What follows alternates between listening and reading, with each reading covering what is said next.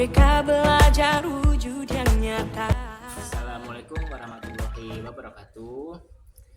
Baiklah rekan-rekan sekalian, pada kesempatan ini saya Rizky Adi Saputra, calon guru penggerak angkatan 10 dari SMK Negeri 1 Simbang 4 Kabupaten Banjar, akan melaksanakan kegiatan supervisi akademik yang dimulai dari kegiatan pra-observasi.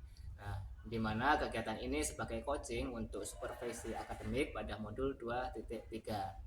Pada kegiatan ini saya bersama dengan Ibu Juraida selaku rekan sejawat saya yang akan menjadi objek pengamatan saya.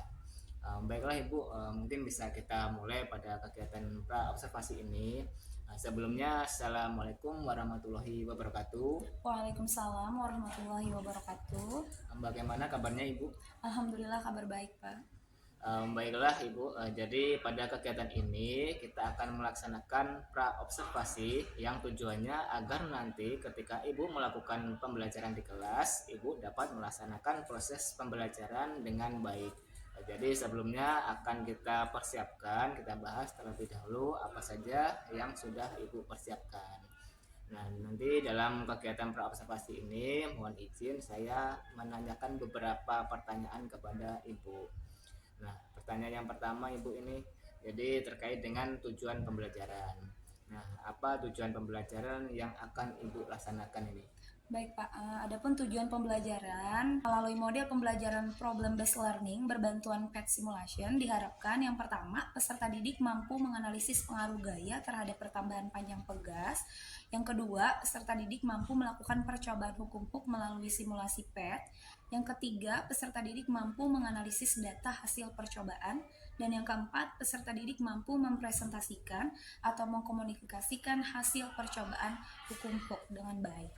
Yang berarti peserta didik secara tujuan pembelajaran itu dimulai dari kegiatan pembelajaran teorinya, kemudian keterampilan sampai uji coba Ibu ya.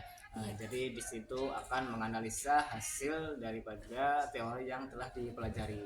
Kemudian sampai pada menyampaikan kepada teman-teman di kelas. Seperti itu Ibu ya. Jadi secara inti tujuan adalah keterampilan, kemudian daya tangkap analisa sampai pada penyampaian komunikasi anak-anak ketika melakukan presentasi. Iya. Cukup bagus Ibu secara tujuan pembelajaran yang akan Ibu capai.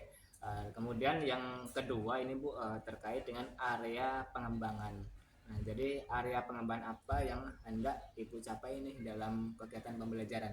Baik, Pak. Area pengembangan yang hendak saya capai dalam pembelajaran nantinya diharapkan siswa dapat menganalisis dan mengevaluasi proses pemecahan masalah, di mana saya sebagai guru nanti mengarahkan peserta didik untuk memberikan tanggapan terhadap hasil diskusi kelompok teman mereka yang akan tampil. Terus juga sebagai guru, saya memberikan penjelasan apabila ada hasil diskusi daripada siswa yang tidak sesuai dengan konsep materi yang akan diajarkan nantinya. Berarti di sini ada titik fokus pada kemampuan untuk menjadi fasilitator anak-anak ketika belajar. Jadi mengarahkan keaktifan anak, mendorong keaktifannya sampai pada cara menganalisa anak-anak ketika belajar. Jadi di situ tuntutannya Ibu nanti ada keinginan agar anak-anak itu turut serta aktif dalam kegiatan pembelajaran. Mulai dari kegiatan diskusi, kemudian kegiatan keaktifan ketika praktik sampai pada simulasi, pada kegiatan dengan diskusi. Nah, di situ banyak sekali kegiatan-kegiatan keterampilan Ibu ya. Dan kemudian di sini terkait dengan strategi Bu. Jadi strategi apa yang telah Ibu persiapkan ini ya? Untuk strategi yang telah saya persiapkan nantinya melalui diskusi, terus juga ada percobaan, presentasi, dan juga tanya jawab melalui pendekatan scientific learning dengan model pembelajaran problem based learning berbantuan PET simulation. Berarti di situ Ibu sudah merangkum beberapa strategi mulai dari metode pembelajaran, cara penyampaian, kemudian cara mengevaluasi ketercapaian dari peserta didik. Berarti di situ Ibu sudah paham benar dari apa yang harus Ibu lakukan ketika melakukan proses pembelajaran Ibu ya, seperti itu. Nah, di sini saya rasa cukup lengkap sekali Bu, mulai dari tujuan, area pengembangan sampai dengan strategi yang telah Ibu persiapkan. Nah, baiklah, mungkin itu cukup sebagai pra observasi ini. Semoga nantinya dapat berjalan dengan baik pada kegiatan observasi, pada kegiatan pembelajaran, mulai dari tujuan, metode, serta kegiatan awal sampai dengan akhir pembelajaran. Dan nanti hasilnya mudahan juga dapat dicapai dengan maksimal itu ya. Dan setelah ini kita akan ketemu lagi di kegiatan observasi dan juga pasca observasi. Mungkin cukup Ibu, demikian yang mungkin kita bisa bahas pada kegiatan pra observasi ini. Terima kasih atas waktu. Kemudian mungkin cukup hari ini. Sampai jumpa kembali. Assalamualaikum warahmatullahi wabarakatuh. Waalaikumsalam.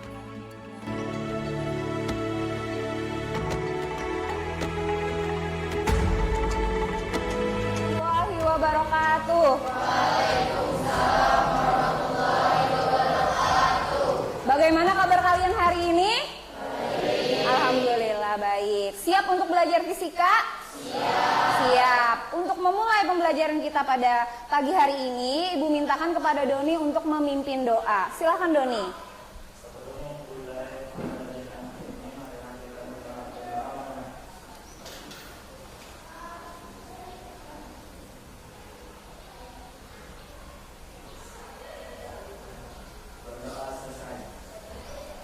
Oke, baik. Sekarang Ibu absen dulu ya.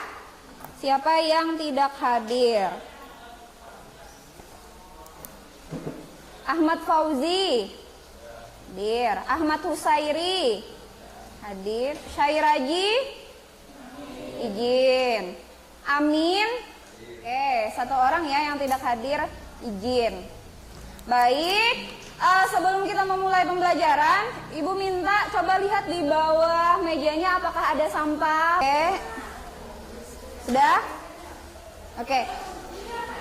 Ada yang masih ingat pembelajaran sebelumnya kita membahas tentang apa?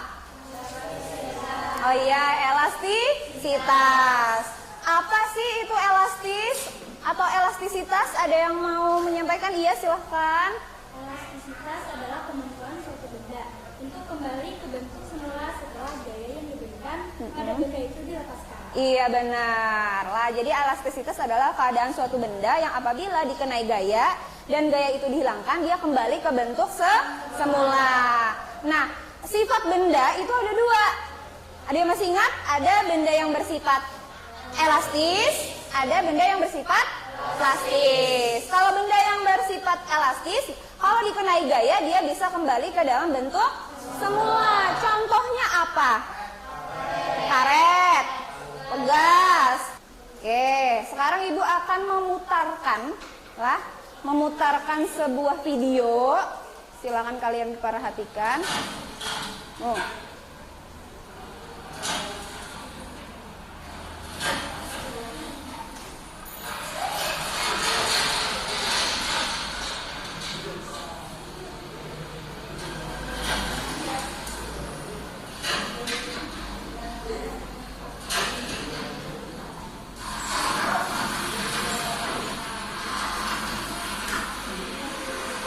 Nah, sekarang silahkan kalian berkelompok sesuai dengan kelompok kalian. Kelompok 1 di ujung sana, kelompok 2, kelompok 3, 4, 5 boleh di belakang. Silahkan.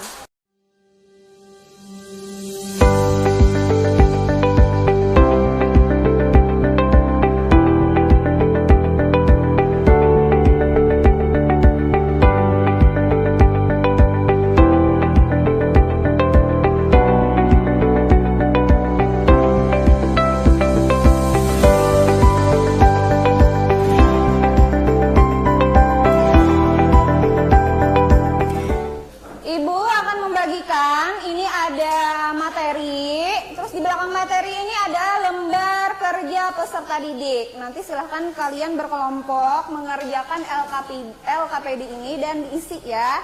Ibu bagikan dulu. Sini, mana kelompok 2? Ini kan tabelnya ada.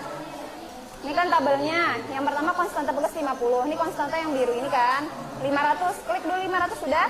Sudah. Habis itu gaya yang diberikan. Silakan kalian diskusikan, kalian mau memberi gaya berapa ya di sini? Misalkan gayanya coba geser ke sebelah kanan. Ini 110 N. 10 Newton. Nah, 10 Newton berapa yang hijau? Isinya ini kan tetap, ininya yang kalian terserah. Misalnya 25, di situ 50 atau 55. Sampai 3 aja, hasilnya berapa? Kalau yang tabel kedua, itu kalian ganti nanti gayanya. Kita akan presentasi dari hasil diskusi yang sudah kalian lakukan. Sebelum Ibu pilih, Ibu mau memberi kesempatan siapa dulu yang mau duluan maju. Oke, kelompok 3, silahkan. Silakan kelompok 3. Pegang itunya. Siapa yang jadi ininya? Moderatornya. Ya. Assalamualaikum warahmatullahi wabarakatuh. Waalaikumsalam warahmatullahi wabarakatuh. Perkenalkan, nama saya Alamin. Saya sebagai moderator. Di samping saya ada Irana Bayanti, ada Rahmah, Muhammad Doni, dan Ahmad Fauji. Untuk presentasi sendiri akan disampaikan oleh Ira Damayanti. Ya.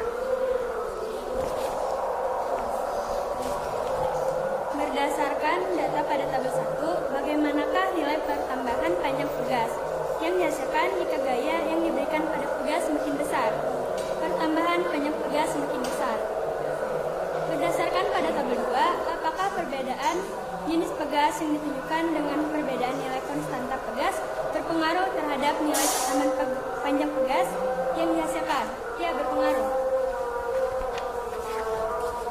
Bagaimana hubungan nilai konstanta pegas dengan nilai pertambahan panjang yang dihasilkan ketika diberikan gaya yang tetap?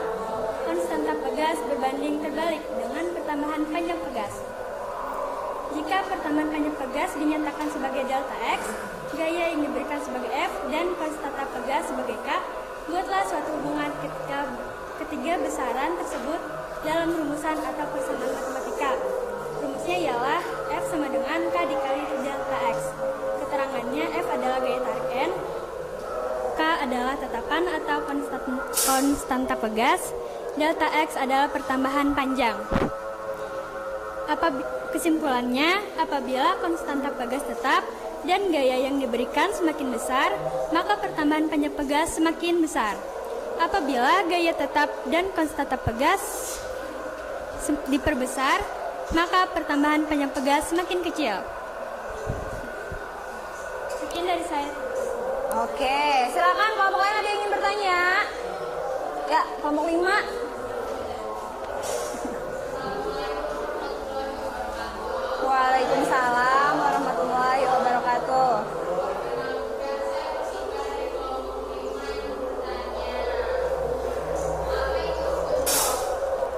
Gaya F akan berbanding lurus dengan pertambahan panjang pegas dari keadaan awalnya delta X. Artinya, semakin besar gaya yang diberikan, maka semakin besar juga pertambahan panjang pegasnya. Oke, baik. Ada lagi kelompok lain yang ingin bertanya? Oke, kelompok 1, silahkan. Waalaikumsalam warahmatullahi wabarakatuh.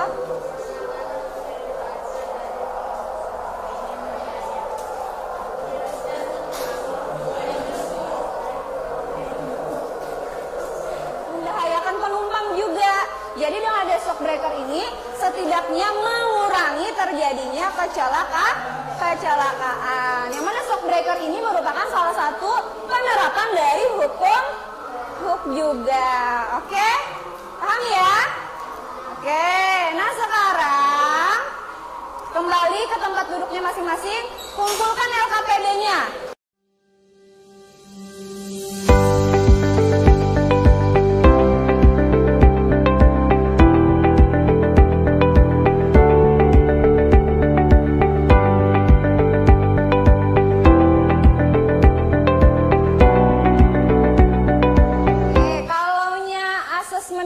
Kalian kerjakan, sekarang kita akan mengisi refleksi pembelajaran. Silakan kalian buka lagi Silakan kalian buka lagi untuk menutup pembelajaran kita pada hari ini. Ibu mintakan kepada Doni untuk memimpin doa. Silakan Doni.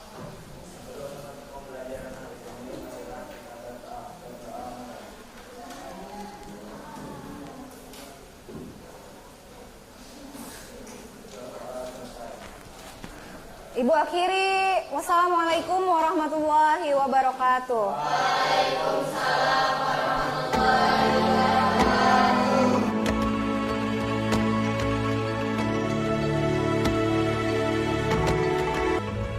Assalamualaikum warahmatullahi wabarakatuh. Alhamdulillah pada saat ini kita sampai di kegiatan pasca observasi.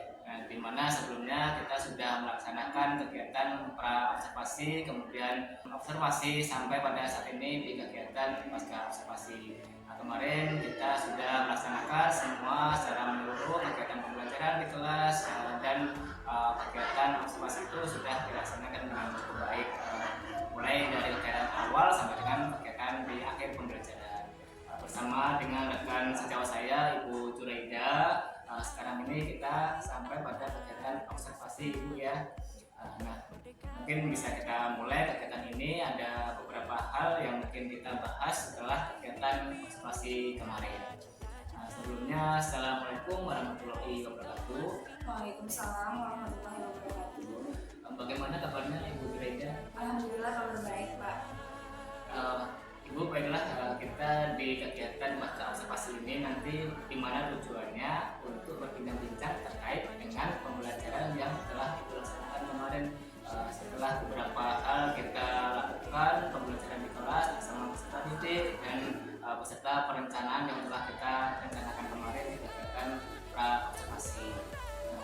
Di sini nanti mohon izin saya menyampaikan beberapa hal terkait dengan catatan saya selama observasi, kemudian nantinya juga saya mohon izin juga menanyakan beberapa pertanyaan kepada Ibu. Nah, mungkin kita mulai pertanyaan yang pertama Ibu ya. Nah, di sini yang pertama saya menanyakan terkait dengan perasaan Ibu ketika melaksanakan pembelajaran. Bagaimana nih perasaan Ibu setelah melaksanakan pembelajaran kemarin? Alhamdulillah lega Pak, meskipun masih ada beberapa yang masih belum sempurna. Ya mungkin kekurangan itu hal yang wajar Ibu ya. Hanya saja terkait dengan ada kehadiran pengamat di kelas ketika pembelajaran, bagaimana itu? Dengan adanya kehadiran pengamat, jujur saja kalau awal-awal pembelajaran kemarin agak sedikit tegang Pak, mungkin karena tidak terbiasa, tapi setelah selanjutnya alhamdulillah berjalan lancar sampai akhir pembelajaran. Ya, kemarin saya juga mengamati dari Ibu menyampaikan cukup baik sekali, cukup jelas, dan peserta didik juga terlihat senang menjadi kegiatan pembelajaran. Nah, ini yang kedua Ibu, mungkin bisa Ibu ceritakan kembali bagaimana proses pembelajaran yang telah Ibu laksanakan kemarin. Alhamdulillah proses pembelajaran yang telah dilaksanakan kemarin sudah sesuai dengan perencanaan yang telah direncanakan sebelumnya, mulai dari penyampaian tujuan pembelajaran, terus juga melaksanakan sintak model pembelajaran problem based learning, terus juga melaksanakan asesmen dan evaluasi, dan di akhir ditutup dengan refleksi pada proses pembelajaran. Berarti secara menyeluruh cukup sesuai dengan apa yang telah direncanakan Ibu ya. Dan peserta didik pun juga cukup antusias mengikuti pembelajarannya. Ya. Jadi setelah Ibu melaksanakan secara menyeluruh kemarin, terkait hambatan ini Ibu, jadi saya akan menanyakan terkait dengan hambatan. Apakah ada nih hambatan dalam pelaksanaan proses pembelajaran? Terkait dengan hambatan sendiri, menurut pengamatan saya kemarin itu masih ditemukan beberapa siswa yang kurang aktif lah Pak pada proses pembelajaran tersebut. Jadi cenderung siswa itu saja yang aktif bertanya. Nah, jadi masih ada beberapa yang kurang pede untuk bertanya ataupun mengemukakan pendapat. Berarti Ibu juga cukup bisa menemukan kalau memang itu menjadi sebuah hambatan Ibu ya dalam proses pembelajaran. Dan di sini terfokus pada keaktifan peserta didik Ibu ya. Berarti berarti memang keaktifan peserta didik kurang secara merata, baru beberapa persen mungkin Ibu ya. Jadi itu menjadi hambatan tersendiri bagi pembelajaran yang dilaksanakan, karena metode kemarin kan beberapa hal harus dikaitkan dengan keaktifan peserta didik. Nah, berarti dengan hambatan yang sudah Ibu identifikasi nih, menurut Ibu hambatan tersebut mengapa bisa muncul sedemikian? Menurut saya sepertinya saya kurang memaksimalkan potensi siswa, Pak. Jadi pada saat diskusi presentasi berlangsung, cenderung siswa yang itu saja tidak membuka jalan untuk siswa yang mungkin masih malu-malu untuk bertanya itu. Jadi sehingga ya itu saja orang yang siswa yang percaya diri lebih sering bertanya. Berarti secara penyebabnya sudah Ibu ketahui lah secara garis besarnya Ibu ya. Nah, terkait dengan hambatan yang Ibu sampaikan tadi sudah didefinisikan, kemudian dari hambatan yang terjadi tersebut nih kira-kira apa solusinya itu yang mungkin bisa Ibu lakukan untuk mengatasi? Rencana pada pembelajaran berikutnya untuk mengatasi hambatan yang terjadi pada pertemuan sebelumnya, mungkin saya sebagai guru akan lebih memberikan keleluasaan pada siswa dengan cara menunjuk langsung namanya misalnya, kan supaya siswa tersebut lebih tertantang untuk berani mengemukakan pendapat ataupun bertanya ke temannya yang paling presentasi. Memang secara tidak langsung memberikan kesempatan ya, terkait dengan anak-anak yang mungkin kurang aktif sehingga dapat mendorong keaktifan secara merata gitu. Nah, ini dari pengamatan saya dan catatan saya sudah cukup baik sekali Ibu kemarin. Jadi Ibu sudah melakukan proses pembelajaran ketika di kelas itu sudah sesuai dengan perencanaan dan yang sebelumnya kita bahas di kegiatan observasi kemarin.